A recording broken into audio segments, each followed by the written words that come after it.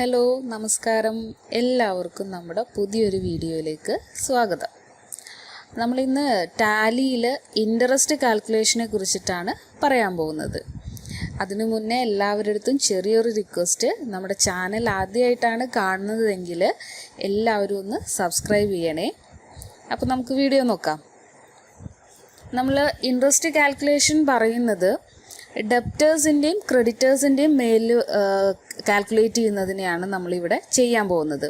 സാധാരണ നമ്മൾ ബാങ്ക് ഡെപ്പോസിറ്റിൻ്റെ മുകളിലും അതേപോലെ തന്നെ ലോൺ എടുക്കുമ്പോൾ ലോൺ എമൗണ്ടിൻ്റെ മുകളിലും ഇൻട്രസ്റ്റ് നമ്മൾ കാൽക്കുലേറ്റ് ചെയ്യാറുണ്ട്. പക്ഷേ ഇവിടെ നമ്മളിപ്പോൾ പറയുന്നത് ഡെപ്റ്റേഴ്സിൻ്റെയും ക്രെഡിറ്റേഴ്സിൻ്റെയും മേൽ വരുന്ന ഇൻട്രസ്റ്റ് ആണ്. അതായത് ഒരു ഡെപ്റ്ററോ ക്രെഡിറ്ററോ നമ്മൾ ഒരാളുടെ കയ്യിൽ നിന്ന് പർച്ചേസ് ചെയ്യുന്ന സമയത്ത് നമുക്ക് ക്രെഡിറ്റ് പീരിയഡ് തരുന്നത് 30 days ആയിരിക്കും. ചിലപ്പോൾ അതിൽ കുറയാനും ചാൻസ് ഉണ്ട്. ഓരോ റൂൾ അനുസരിച്ച് മാറി വരും, ഓരോ കമ്പനി റൂൾ അനുസരിച്ച് മാറി വരും.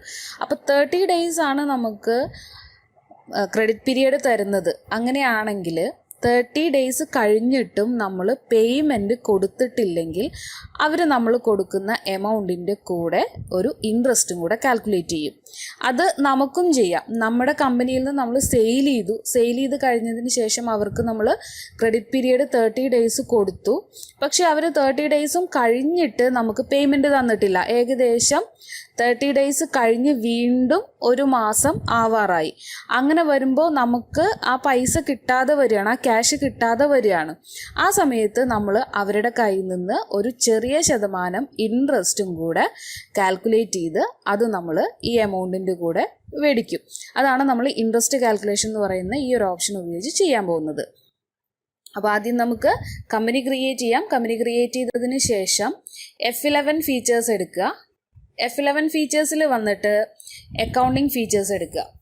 അക്കൗണ്ടിങ് ഫീച്ചേഴ്സിൽ ഔട്ട്സ്റ്റാൻഡിങ് മാനേജ്മെൻറ്റ് എന്ന് പറയുന്നൊരു ഓപ്ഷൻ വരുന്നുണ്ട്. ഇവിടെ വന്ന് മെയിൻറ്റെയിൻ ബിൽ വൈസ് ഡീറ്റെയിൽ എന്ന് പറയുന്ന ഓപ്ഷൻ എസ് ആക്കുക.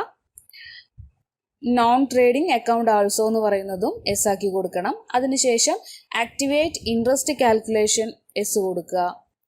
യൂസ് അഡ്വാൻസ് പാരാമീറ്റർ എന്ന് പറയുന്നൊരു ഓപ്ഷൻ ഉണ്ട്, ഇതും എസ് ആക്കി കൊടുക്കുക. ഇനി നമ്മൾ ഇതിനെ സേവ് ചെയ്യാം. സേവ് ചെയ്തതിന് ശേഷം ഇനി നമുക്ക് വേണ്ടത്, നമ്മളൊരു സെയിൽസിൻ്റെ ഓപ്ഷനാണ് ചെയ്യുന്നത്. ഒരാൾക്ക് സെയിൽ ചെയ്ത് കഴിഞ്ഞിട്ട് അവർ 30 daysനുള്ളിൽ പേയ്മെൻറ്റ് നടത്താതെ ഒരു മാസം കൂടെ എക്സ്റ്റെൻഡ് ചെയ്ത് പോയിട്ടുണ്ട്.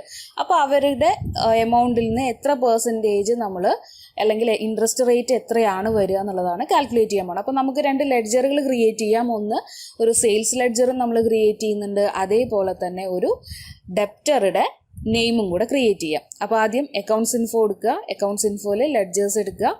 ലെഡ്ജേഴ്സിൽ ക്രിയേറ്റ് എന്നുള്ളത് സെലക്ട് ചെയ്യുക. ക്രിയേറ്റിൽ നമ്മൾ സെയിൽസ് ലെഡ്ജറാണ് ആദ്യം ചെയ്യുന്നത്. സെയിൽസ് എന്നുള്ളത് കൊടുത്തു. സെയിൽസിൻ്റെ അണ്ടർ വരുന്നത് സെയിൽസ് അക്കൗണ്ട് ആണ്. ഇനി മെയിൻറ്റെയിൻ ബിൽ ബൈ ബിൽ എന്ന് പറയുന്ന ഓപ്ഷൻ എസ് ആക്കി കൊടുക്കുക. ഇവിടെ ഡിഫോൾട്ട് ക്രെഡിറ്റ് പീരിയഡ് ചോദിക്കുന്നുണ്ട്.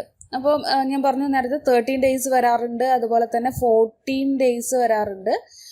അപ്പോൾ ഏത് വേണം, കമ്പനി റൂൾ അനുസരിച്ച് എങ്ങനെയാണോ പറഞ്ഞിട്ടുള്ളത് അതാണ് നമ്മളിവിടെ കൊടുക്കേണ്ടത്. അപ്പോൾ നമുക്ക് വേണമെങ്കിൽ ഇവിടെ 30 days കൊടുക്കാം. അതിനുശേഷം ആക്ടിവേറ്റ് ഇൻട്രസ്റ്റ് കാൽക്കുലേഷൻ എന്ന് പറയുന്ന ഓപ്ഷൻ എസ് ആക്കി കൊടുക്കുക. ഇത് എസ് ആക്കുമ്പോൾ ഇതേപോലെ ഒരു ഇൻ്റർഫേസ് ആണ് നമുക്ക് കിട്ടുക. അതിൽ ഇൻട്രസ്റ്റ് പാരാമീറ്റർ എന്ന് പറയുന്നുണ്ട്. ഇവിടെ calculate interest transaction by transaction എന്ന് പറയുന്ന ഓപ്ഷൻ എസ് ആക്കി കൊടുക്കണം.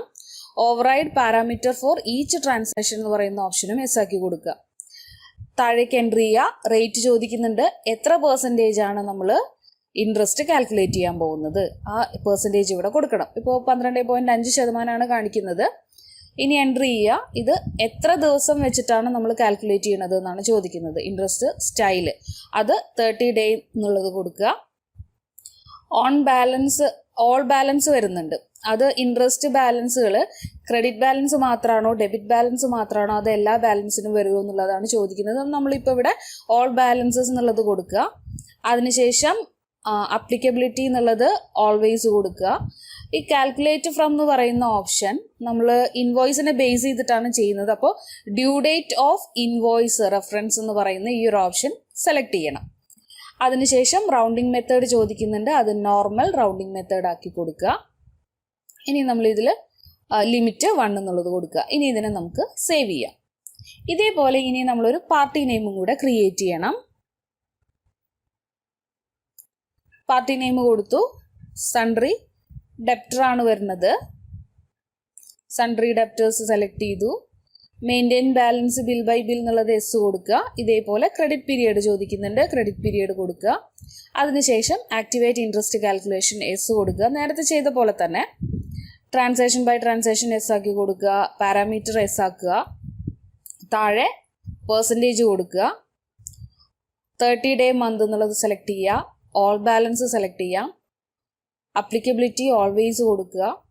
ഡ്യൂ ഡേറ്റ് ഓഫ് ഇൻവോയ്സ് എന്ന് പറയുന്ന ഓപ്ഷൻ എടുക്കുക. നോർമൽ റൗണ്ടിങ് മെത്തേഡ് നേരത്തെ ചെയ്തിട്ടുള്ള അതേ പ്രൊസീജിയർ തന്നെയാണ്. ഇനി ഇതിനെ നമ്മൾ സേവ് ചെയ്യുന്നു. ഇത് സേവ് ചെയ്ത് കഴിഞ്ഞതിന് ശേഷം നമ്മൾ ഇനി സെയിൽസിൽ പോവുകയാണ്. അക്കൗണ്ടിങ് വൗച്ചർ എടുക്കുക. അക്കൗണ്ടിങ് വൗച്ചർ എടുത്തതിന് ശേഷം സെയിൽസ് സെലക്ട് ചെയ്യുക. സെയിൽസ് സെലക്ട് ചെയ്തതിന് ശേഷം നമ്മളിവിടെ അജ്മലിനാണ് നമ്മൾ സെയിൽ ചെയ്യുന്നത്. അജ്മൽ എന്നുള്ളത് സെലക്ട് ചെയ്യുക. 25,000 രൂപയ്ക്കാണ് അജ്മലിന് സെയിൽസ് നമ്മൾ ചെയ്തിട്ടുള്ളത്. 25,000 കൊടുത്തു. ഇവിടെ ന്യൂ റെഫറൻസ് എന്നുള്ളത് കൊടുക്കുക. അതുപോലെ തന്നെ ഡ്യൂ ഡേറ്റ് 30 ഡേയ്സ് വന്നിട്ടുണ്ട്.